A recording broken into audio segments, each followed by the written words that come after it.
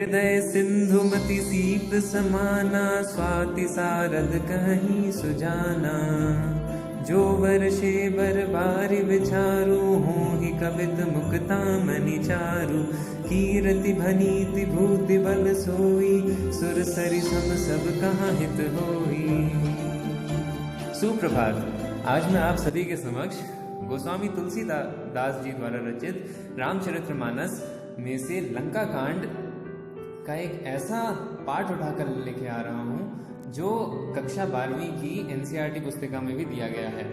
यह एक बहुत ही सहज और भाव विभोर कर देने वाला पाठ है, जिसमें राम जी लक्ष्मण के मूर्छित होने पर विलाप कर रहे हैं और इसी बीच हनुमान संजीवनी बूटी लेकर के आते हैं और तभी संपूर्ण वानर सेना में प्रसन्नता छा जाती है। इसमें इसके साथ ही कुंभकर्ण को जगाने वाला भाग भी है, जिसमें रावण कुंभकर्ण से विनती कर रहा है कि वह उसकी ओर से युद्ध करने चले जाए। तो देखते हैं इसमें आगे क्या होता है। तो यह पाठ जो है गोस्वामी तुलसीदास जी द्वारा रचित है, जिनका जन्म सन 1532 ईस्वी में हुआ और मृत्यु 1623 ईस्वी में। अब तुलसीदास जी के पाठ परिचय के लिए हम शुरू करते हैं, किस प्रकार उनका जन्म और किस प्रकार उन्होंने काव्य रचना रची। तो उनका पाठ परिचय कुछ इस प्रकार है। उनका जन्म सन 1532 ईस्वी बांदा उत्तर प्रदेश जिले के राजपुर गांव में माना जाता है। प्रमुख रचनाओं में रामचरितमानस, विनय पत्रिका, गीतावली, श्री कृष्ण गीतावली, दोहावली, कवितावली, रामाज्ञा प्रश्न इत्यादि हैं। और उनका निधन सन 1623 काशी में माना जाता है। भक्ति काल की सगुण काव्य धारा के राम भक्ति शाखा के सर्वोपरि कवि गोस्वामी तुलसीदास में भक्ति से कविता बनाने की प्रक्रिया की सहज परिणति है, परंतु उनकी भक्ति इस हद तक लोकोन्मुख है कि वे लोक मंगल की साधना के कवि के रूप में प्रतिष्ठित हैं।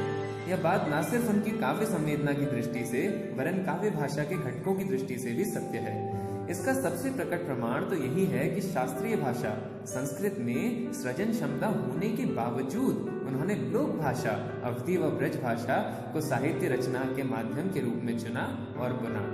जिस प्रकार उनमें भक्ति और रचनाकार का द्वंद्व है, उसी प्रकार शास्त्र व लोक का द्वंद्व है। जिसमें संवेदना की दृष्टि से लोक की ओर वे झुके हैं, तो शिल्पगत मर्यादा की दृष्टि से शास्त्र की ओर। शास्त्रीयता को लोकाग्रह तथा लोकरहित को शास्त्रीय बनाने की अभयमुखी प्रक्रिया उनके यहाँ चलती है। यह तत्व उन्हें विद्वानों तथा जन सामान्य में समान रूप से लोकप्रिय बनाता है। उनकी एक अनन्य विशेषता है कि वे दार्शनिक और लौकिक स्तर के नाना द्वंद्वों के चित्रण और उनके समन्वय के कवि हैं।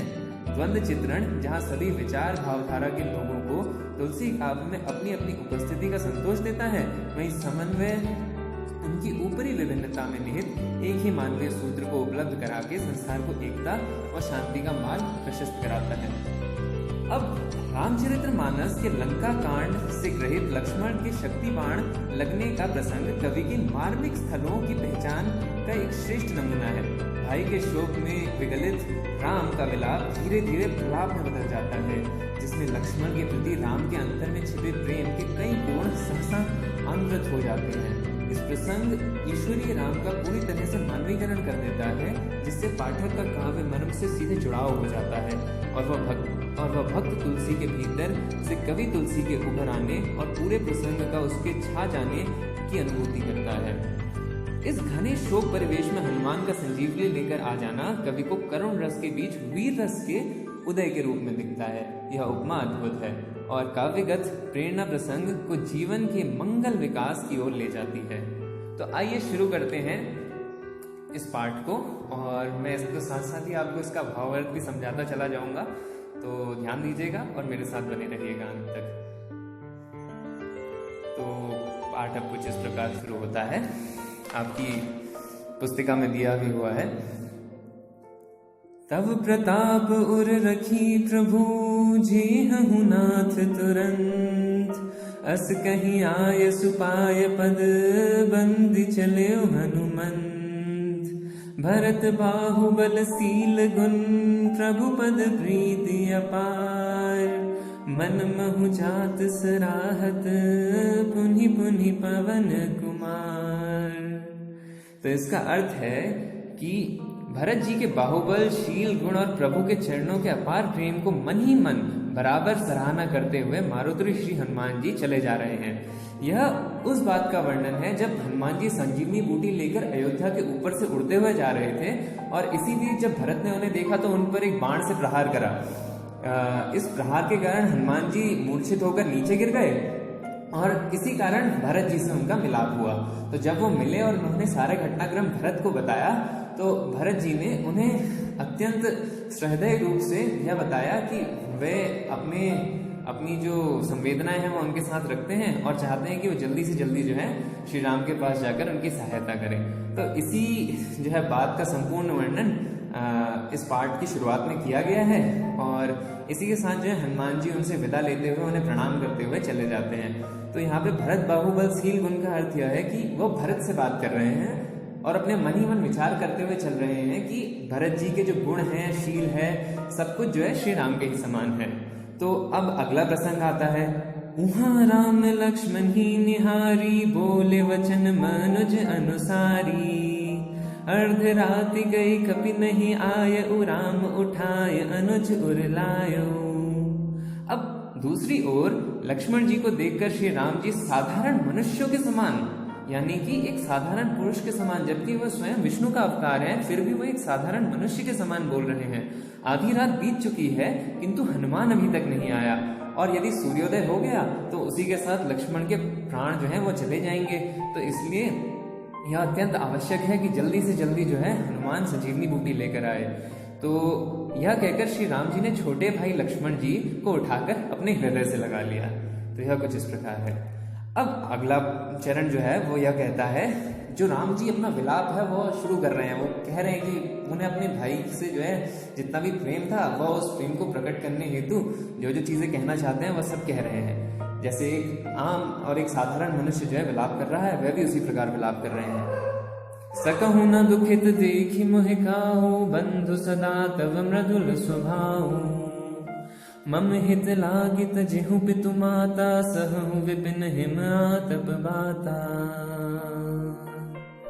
तो अब वो बोल रहे हैं, हे भाई तुम मुझे कभी दुख नहीं दे सकते थे, तुम्हारा स्वभाव सदा से ही कोमल था। मेरे हित के लिए तुमने माता पिता को भी छोड़ दिया और वन में जाड़ा, गर्मी और हवा सब सहन किया। यहाँ सहु विपिन हिम आतप बाता, विपिन का मतलब होता है हवा, हिम माने बर्फ, आतप माने धूप गर्मी और बाता माने तूफान। तो इन सब के अर्थ हैं और ये सामूहिक अर्थ में जो है अवधी भाषा की एक रचना है, इस वजह से ये जो है एक सीक्वेंस जिसे कहते हैं उसमें चली आ रही है और ये बहुत ही बढ़िया तरीके से उन्होंने प्रस्तुत किया है। तो अब आगे बढ़ते हैं। सो अनुराग कहाँ अब भाई, उठो न सुनि मम बच बिकलाई। जो जन तेव बन बंधु बिछोहु, पिता वचन मानते हो नहीं ओहु।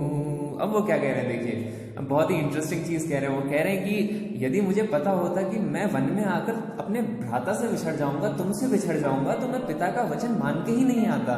जबकि रघुकुल की यह रीति थी कि वचन प्राण जाए पर वचन न जाए, किंतु वो अब अपने भ्रात प्रेम में आकर ऐसी अनुचित बातें भी कहने लगे हैं कि हे लक्ष्मण, मैं तुमसे इतना अनन्य प्रेम करता हूँ कि यदि मुझे पता होता कि मैं तुमसे बिछड़ जाऊंगा तो मैं वन में भी नहीं आता।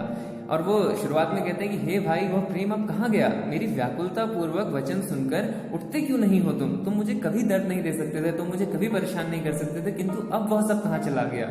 यदि मैं जानता कि मैं वन में भाई का विछोह होगा तो मैं पिता का वचन, जिसका मानना मेरे लिए परम कर्तव्य था, उसे भी न मानता। तो अब आगे बढ़ते हैं। अब बहुत ही इंपॉर्टेंट ये जो है, ये लाइन जो है बहुत इंपॉर्टेंट है, तो आप इसे मार्क कर लीजिए। आप जो भी चाहें इसको रुक करके दोबारा सुनिए, लेकिन इस लाइन को बहुत ध्यान से देखिएगा क्योंकि ये बार बार आती है और पूछी भी गई है और आगे भी पूछी जा सकती है।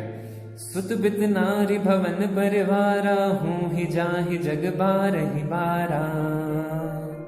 अस विचारि जिय जागहु ताता, मिलई न जगत सहोदर भ्राता। तो अब देखिए क्या कह रहे हैं वो कह रहे हैं पुत्र, धन, स्त्री, घर और परिवार ये जगत में बार बार हो जाते हैं, अर्थात इन सब चीजों की प्राप्ति जो है वह साधारण चीज है और इन सबको बार बार प्राप्त किया जा सकता है। परंतु जगत में सहोदर भाई यानी कि एक ही माँ से पैदा हुआ पुत्र बार बार नहीं मिलता। इसका कोई कथित वर्णन नहीं है, लेकिन वह लक्ष्मण को अपने सहोदर भ्राता के रूप में ही मानते थे, जबकि लक्ष्मण भले ही सुमित्रा के पुत्र थे और राम कौशल्या के पुत्र थे, लेकिन फिर भी वह हृदय से उसे अपने सहोदर यानी अपने सगे भाई के रूप में ही मानते थे और अपने सगे भाई से भी ज्यादा प्रेम करते थे। इसलिए वो कहते हैं कि जगत में एक सहोदर भ्राता नहीं मिल सकता। और लक्ष्मण तो श्री राम के अनन्य सेवक भी थे, तो इसी कारण वे उन्हें सबसे अधिक प्रेम करते थे। तो हृदय में ऐसा विचार कर रहे हे तात, जागो। तो वो कहते हैं कि हे मेरे भ्राता, तुम ये सब विचार करके जागो, मुझे बताओ, मुझसे बोलो, मुझसे कुछ बात करो, उठो। तो ऐसा ही ये है प्रसंग है। अब इसके आगे चलते हैं, ये भी बहुत इंपॉर्टेंट है। ये पूरा ही मतलब ये स्लाइड जो है बहुत इंपॉर्टेंट है, तो ध्यान से देखिएगा इसे। जथा पंख बिनु खगत दीना, मन बिनु फन कर बर करहीना, अस मम जीवन बंधु बिनु तो ही, जो चढ़ दैव जिया वह मोही। अब वो कहते हैं कि जैसे पंख के बिना पक्षी, मणि के बिना सर्प और सूंड के बिना श्रेष्ठ हाथी अत्यंत दीन हो जाते हैं, हे भाई यदि कहीं जड़दैव मुझे जीवित रखें, अर्थात यदि कहीं मैं तुम्हारी मृत्यु के बाद जीवित रह गया तो तुम्हारे बिना मेरा जीवन भी ऐसा ही हो जाएगा। अर्थात मैं तुमसे इतना अधिक प्रेम करता हूं कि तुम्हारे रहते बिना मेरे जीवन का कोई मूल्य ही नहीं रह जाएगा। क्योंकि जिस प्रकार पंख के बिना एक पक्षी होता है वो बिल्कुल ही जो है निसहाय अवस्था में होता है, उसकी जो है कोई परिणति नहीं होती, तो इसी प्रकार राम कहते हैं कि यदि तुम नहीं रहे मेरे साथ, क्योंकि तुम और मैं तो एक ही हैं, यदि तुम मेरे साथ नहीं रहे तो मेरी आत्मा का ही नाश हो जाएगा। मैं जीवन में जो है जड़ और चेतन अर्थात जड़ता को प्राप्त हो जाऊंगा, अर्थात मैं कुछ भी नहीं कर पाऊंगा अच्छी तरीके से। तो यह इस प्रकार उन्होंने जो है वर्णित किया है इसे। अब जे हूँ अवध का न महुलाई, नारी हेतु प्रिय भाई गवाई, परु अपजस सते हूँ जग माही, नारी हानि विशेष क्षति नाही। तो अब वो कहते हैं कि स्त्री के लिए प्यारे भाई को खोकर मैं कौन सा मुंह लेकर अवध जाऊंगा। मैं जगत में बदनामी भले ही सह लेता कि राम में कुछ वीरता नहीं है, जो स्त्री को भी खो बैठा, और सारा समाज चाहे मुझे कोसता रहता कि जो है तू वन जाकर जो है अपनी स्त्री को जो है छोड़ाया और तूने ना युद्ध करा ना कुछ करा। स्त्री की हानि से इस हानि को देखते हुए अब उन्होंने यहाँ कंपैरिजन करा है। वो ये नहीं कहना चाहते कि उन्हें सीता से अधिक प्रेम नहीं था, लेकिन वो यह बताना चाहते हैं कि उन्हें लक्ष्मण से अत्यधिक प्रेम था, और इस कारण वो कहते हैं कि सीता की हानि हो जाना भी मेरे लिए उतनी बड़ी बात नहीं होती जितना कि तुम्हारी जो है मृत्यु के कारण मुझे हानि होगी। तो स्त्री की हानि से इस हानि से को देखते हुए कोई विशेष क्षति नहीं थी, क्योंकि संसार जो है वो, और उसमें वो भी तो है ना, वो सब तुलसीदास ने एक बार कहा भी तो है कि शूद्र गवार वो सब पशु जो हैं वो सब ताड़न के अधिकारी होते हैं, अर्थात ये सब बदलते रह सकते हैं, किंतु जो है श्री राम के लिए लक्ष्मण का मूल जो है वो सबसे अधिक था। तो आगे बढ़ते हैं।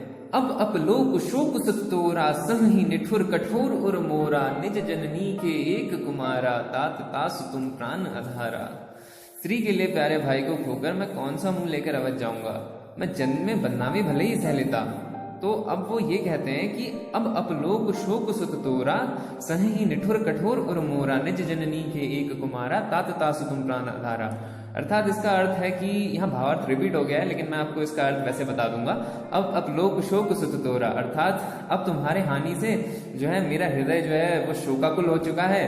संहि निठुर कठोर और मोरा, अब जो मेरा हृदय है वो इतने कठोर प्रहार को नहीं सह पाएगा, इतने कठोर आघात को नहीं सह पाएगा कि मैं तुम्हारी मृत्यु को जो है झेल जाऊं। निज जननी के एक कुमारा, तात तासु तुम प्राण आधारा। निज जननी अर्थात उन्होंने फिर से, क्योंकि सुमित्रा को भी अपनी माँ उतनी ही अपनी माँ के स्वरूप में मानते थे, अत्यधिक प्रेम करते थे सुमित्रा से भी, इसलिए वो कहते हैं कि निज जननी के एक कुमारा, तात तासु तुम प्राण आधारा, और तुम मेरे प्राणों के आधार थे, ऐसा कहते हैं। सौंप सी मोहि तुम ही गई पानी, सब विधि सुखद परम हित जानी, उत्तरु कहाँ देहु तो जाई, उठ किन मोहि सिखाव हूँ भाई।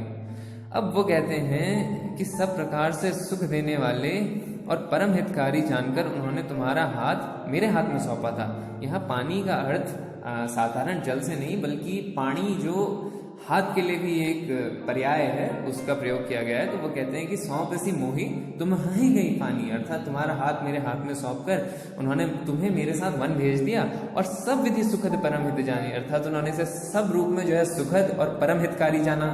उत्तरु कहाँ देह तो जाई, अब मैं उन्हें क्या उत्तर दूंगा और उन्हें क्या मुंह दिखाऊंगा, मतलब तो तुम मुझे उठकर ये बताओ। वो कहते हैं कि तुम ही उठकर मुझे बताओ हे भ्राता कि मैं तुम्हारी माता को क्या उत्तर दूंगा जिन्होंने तुम्हें मेरे साथ भेज दिया था।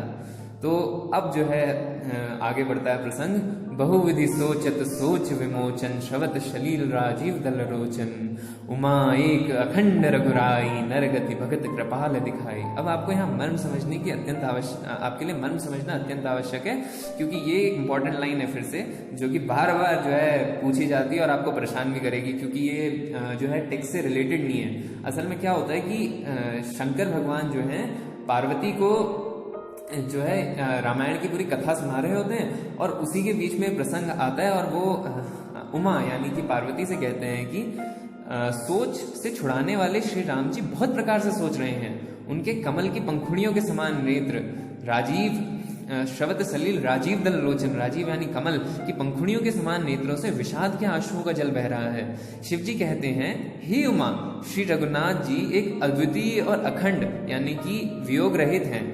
भक्तों पर उनकी कृपा करने वाले भगवान ने लीला करके मनुष्य की लीला दिखाई है, मनुष्य की दशा दिखलाई है। वो बताते हैं कि वो भले ही ईश्वर हैं, संपूर्ण सृष्टि उनके अधीन है, वे मृत्यु और जीवन से परे हैं, किंतु फिर भी वो जो है एक साधारण मनुष्य की भांति रो रहे हैं, गा रहे हैं, रो रहे हैं और विलाप कर रहे हैं। तो यह देखो यह कैसी स्थिति आन पड़ी है। अब सुनिए, अब अगला ये सोरठा है। सोरठा और ये दोहा जो है आपकी एनसीईआरटी के पीछे इनकी जो है डेफिनेशंस दी गई हैं और बताया भी गया है कि ये किन किन चरण में होते हैं। जैसे इसमें सम और विषम चरण होते हैं और इनमें 11 और 13 सममात्रिक और मात्रिक छंद होते हैं। तो वो अभी मैं आपको बाद में बताऊंगा, पहले इसको सुन लेते हैं। लेकिन एक बात जो गौर करने वाली है वो यह है कि सोरठा जो है एंड में तुकांत नहीं होता, तो मतलब इसमें जो है तुक इतनी आसानी से नहीं मिलता। तो अब देखिए, प्रभु प्रलाप सुनिकान विकल भय बानर निकर, आय गयो हनुमान जिमी कर नमः वीर रस, सियावर रामचंद्र की जय, पवन सुत हनुमान की जय। तो अब इसका भावार्थ क्या है? भावार्थ देखते हैं। प्रभु के लीला के लिए किए गए प्रलाप को कानों से सुनकर वानरों के समूह व्याकुल हो गए। अब क्योंकि प्रभु श्री राम तो उन सभी के संपूर्ण सेना नायक थे और जितने भी वानर थे सब उन्हीं के अधीन थे और उन्हीं की जो है आश्रय में आकर जो है युद्ध की तैयारी कर रहे थे। तो जैसे ही प्रभु रोने लगे तो उन्हीं को देखकर सब जो है वानरों में भी विलाप होने लगा और करुण रस हर जगह करुण, वो दारुण दृश्य हो गया। ये बहुत ही ज्यादा करुणा जो है सभी के हृदय में उपजी। तो इसी को देखते हुए अचानक से वहां पर हनुमान जी आ गए। अब जब हनुमान जी आ गए तो क्या हुआ, तो उनको देखकर सभी के हृदय में जो है वीर रस का संचार हो गया, क्योंकि सुषेण जो कि रावण के जो है राजवैद्य थे उन्हें उठाकर पहले लाया गया था। मतलब हनुमान जी उन्हें जो है उनके घर से ही उठा लाए थे और उनसे कहा था कि भैया आप उपचार बताइए कुछ, क्योंकि जो वैद्य होता है वो तो सभी के लिए एक समान होता है, चाहे मित्र हो चाहे शत्रु हो, उसका सबसे बड़ा धर्म तो जीवन बचाना है। तो जब सुषेण वैद्य उन्हें बताते हैं कि आप जाइए और हिमालय से जाकर संजीवनी बूटी लेकर आइए, तो उसी हिसाब से वो सब चलता। हाँ, तो उसी के साथ उन सभी में जो है वीर रस का संचार हो जाता है। अब चलिए आपको आगे लेकर चलते हैं। अब देखते हैं कि जब हनुमान जी जो है आ गए उसके बाद क्या हुआ। तो अगला जो छंद है वो चौपाई है। चौपाई में जो है क्षमा और विषम चरणों में जो है इसमें 16 मात्राएं होती हैं। तो देखते हैं आइए इसमें क्या हुआ। अब हर श्री राम भेटे हनुमाना, अति कृतज्ञ प्रभु परम सुजाना, तुरत वैद तब कीन्ही उपाय, उठ बैठे लक्ष्मण हर्षाई। अब आप समझ पा रहे होंगे कि क्या हुआ है यहाँ पर। हर श्री राम भेटे हनुमान, अर्थात बड़ी प्रसन्नता के साथ, बड़ी खुशी के साथ जो है श्री राम जो है हनुमान जी से मिले और अति कृतज्ञ यानी कि अपनी कृतज्ञता व्यक्त करी उनके प्रति कि हे हनुमान, हे अंजनी पुत्र हनुमान, आप रातों ही रात में जो है हिमालय पर्वत से जाकर हमारे लिए संजीवनी बूटी भी ले आए, तो आपका जो है अत्यंत धन्यवाद, आपने हमें अनुग्रहित किया है। तुरंत वैद्य तब की नहीं हो पाई, तो तुरंत ही जो है सुषेण वैद्य ने जो है संजीवनी बूटी पहचानी, क्योंकि वो तो पूरा पहाड़ी उठा के ले आए थे।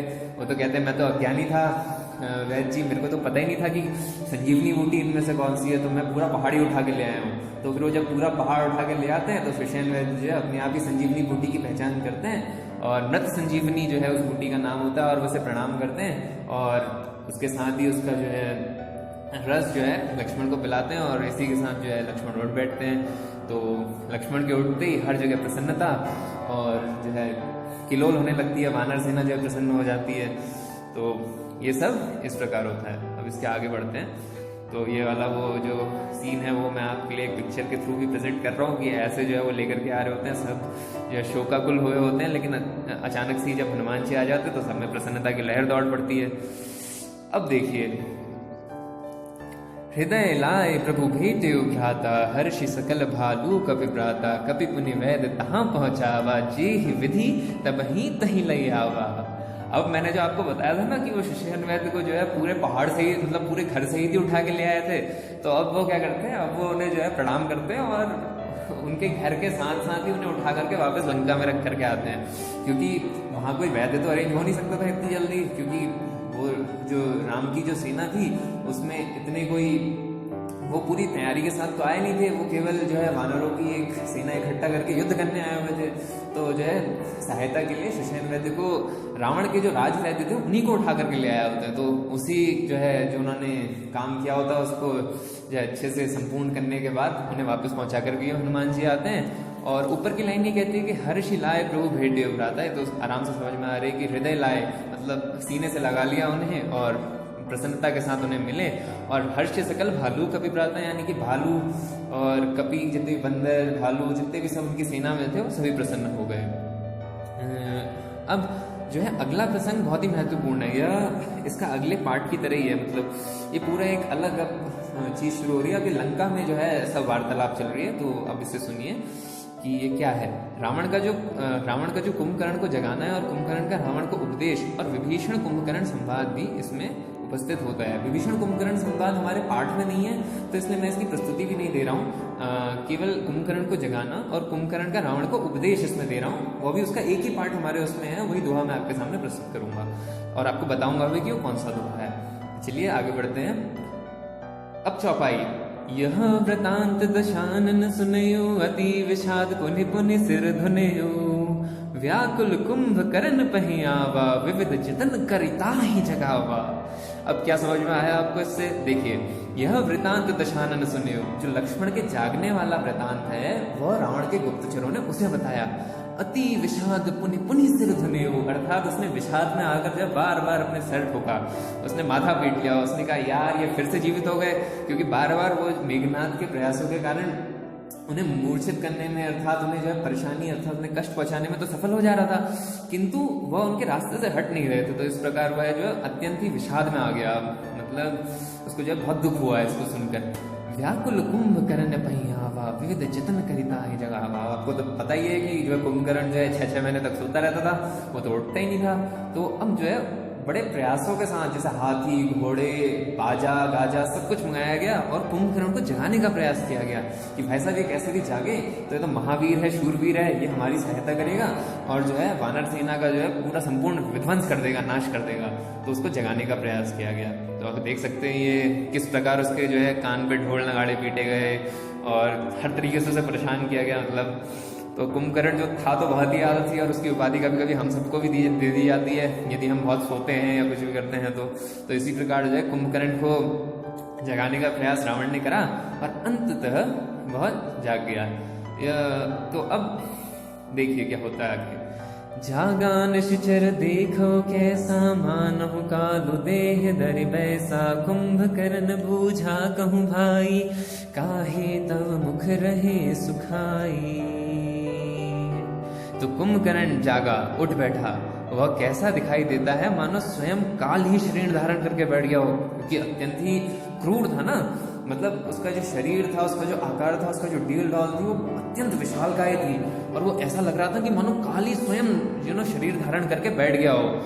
कुंभकर्ण ने पूछा, हे भाई कहो तो तुम्हारा मुख क्यों सूख रहा है? अब रावण तो विषादग्रस्त था, तो उसके मुख पर वो आभा जो है थी नहीं, ना चमक थी, क्योंकि वो था तो भले ही लंकाधिपति रावण था, किंतु फिर भी उसका जो मुख था वो सब जो है शोभ यानी दुख के से संपूर्ण रूप से दुखद उसके चेहरे पर वो दुख जो है झलक रहा था साफ। तो वो पूछता है कि तुम्हारा मुंह भी सूखा हुआ है। अब उसे क्या पता कि रावण ने तो क्या कर दिया है। तो अब आगे देखते हैं कि क्या हुआ उसमें। कथा कहीं सब तेहि अभिमानी, जे ही प्रकार सीता हरियाणी, तात कपि सब निश्चर मारे, महा महा जोधा संहारे। तो कहते हैं उस अभिमानी यानी रावण ने उससे जिस प्रकार से वह सीता को हरलाया था, तब से अब तक की सारी कथा कह डाली। उसने कुंभकर्ण को सब कुछ बताया कि यार मैंने ये सब कर दिया है और अब मेरे ऊपर ये संकट आ गया है, तो तुम मेरे भाई हो, तुम मेरी सहायता करो। हे तात, वानरों ने सब राक्षस मार डाले, बड़े बड़े योद्धाओं का भी संहार कर दिया। अब उसके जितने भी वो सेनापति अतिकाय, महोदर, भट्ट, वो जितने भी थे सबके सब, उन सबका तो इसने वध कर दिया था। तो अब मैं क्या करूं? तो वो कहता है कि तुम मेरी सहायता करो। अब दुर्मुख सुर रिपु मनुज आहारी, भट अतिकाय कंपन भारी, अपर महोदरादिक वीरा, परे समर मही समरन धीरा। तो वो कहता है दुर्मुख, देव शत्रु, देवांतक, मनुष्य भक्षक, नरांतक, भारी योद्धा, अतिकाय और अकंपन तथा महोदर आदि दूसरे सभी रणधीर वीर रणभूमि में मारे गए। ये सभी जो थे दुर्मुख, देव शत्रु यानी देवांतक, मनुष्य भक्षक। अगर आपने रामायण देखी हो, जो रामानंद सागर जी द्वारा प्रस्तुत की जा रही थी पिछले दिनों में, तो उसमें आप ये पाएंगे कि ये सभी जो थे रावण की सेना नायक रह चुके थे और ये अत्यंत ही बलवान और क्रूर योद्धा थे। इन सब में जो है बहुत अत्यधिक शक्ति थी, किंतु इन सभी का नाश जो है वानर सेना ने कर दिया था। किसी ना किसी ने इनका वध किया था, किसी का हनुमान ने, किसी का सुग्रीव ने, किसी का लक्ष्मण ने। तो ये सब का जो वध हो चुका था और ये सभी उसके महान योद्धा थे। तो अब वो ये सभी बता रहा है कुंभकर्ण को और कहता है कि भाई अब तुम ही मेरी जो है मदद कर सकते हो। तो अब अंत में जो है, जो मैंने आपको बताया था ना कि कुंभकर्ण जो है ब्राह्मण को समझाने की कोशिश करता है, तो इसका एक ही दोहा दिया गया है हमारे पाठ में और ये अंतिम चरण भी है, तो इसे जरा ध्यान से सुनिएगा।